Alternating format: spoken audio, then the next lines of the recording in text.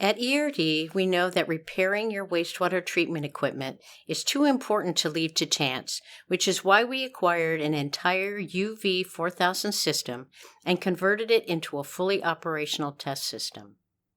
This system allows ERD to completely test all parts of the UV4000 Trojan system upon completion of the repair. We have divided the system analysis into 4 stages. Stage 1 is the checkout sequence.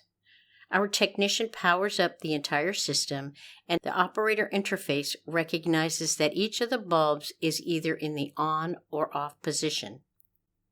Stage 2 is the start delay. This process takes approximately 30 seconds, and since the UV bulbs are not energized, they remain dark. Stage 3 is the warm-up phase. This is where the system enables the bulb ballasts one at a time and starts the process of starting the bulbs within the system.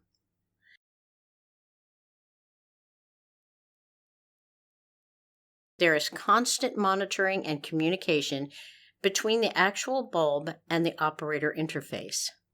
The bulb ballast is the most frequent part of the system requiring repair. During stage 4, the bulbs are beginning to light up one at a time until they reach a full 100%. This percentage is measured via the firing board. After the bulbs are warmed up, they are then backed off to 30% of their capacity, which is an energy-saving process.